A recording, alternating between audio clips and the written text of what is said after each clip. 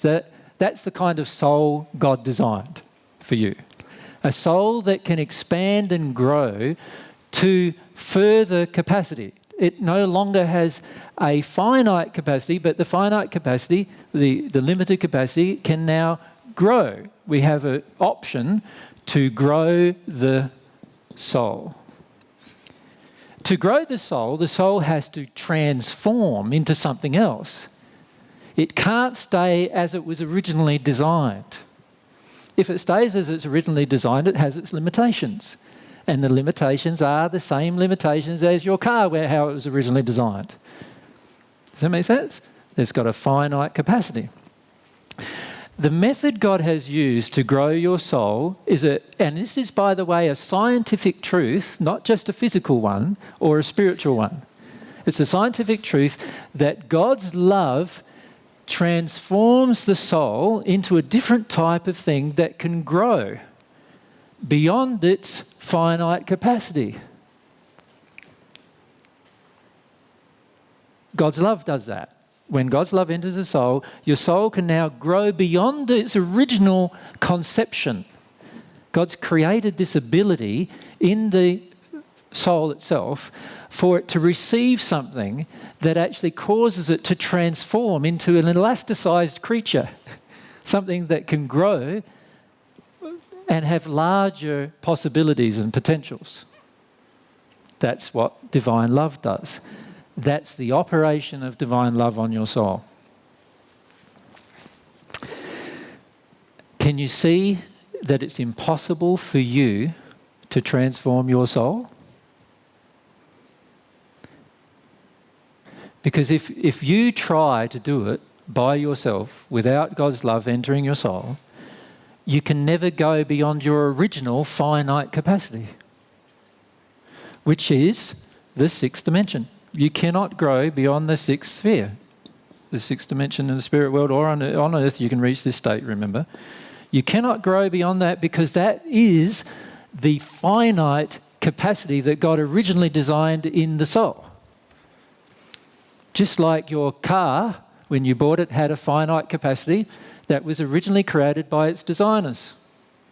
Exactly the same principle. Nothing can occur, nothing can get better than that. And that's why when you buy your car, the very first day you drive that home, that's the best time you're ever going to have in your car. Probably. Because it cannot grow beyond that. It cannot change beyond that. But God designed your soul to receive something that could change it and enable it to grow beyond that. And that is God's love. That's the importance of God's love to your life. Right? So, my suggestion to you is this, with regard to understanding the transformational effect of God's love. Give up trying to transform your own soul.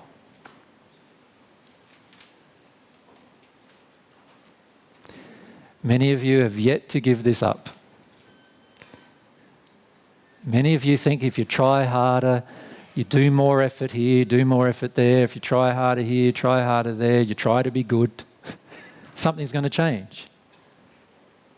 It's not going to change beyond its original finite capacity. It might change from beyond where you are, but it won't change beyond the original finite capacity, that six-sphere capacity. It can't change.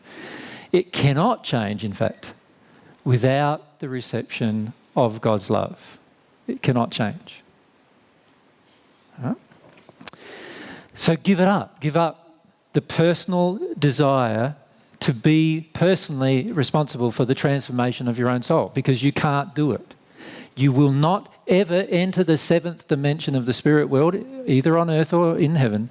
You will not enter that state until you give up the thought that you can transform your own soul. Because you can't. You can't do it. So what would a person who really understands the divine love path do?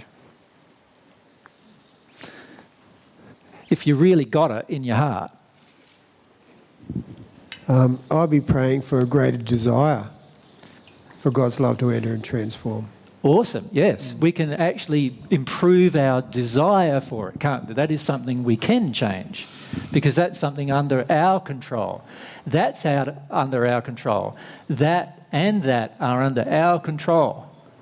We can be passionate, longing, desirous. That's all under our control. We can long for the thing, the substance that transforms us. That is under our control.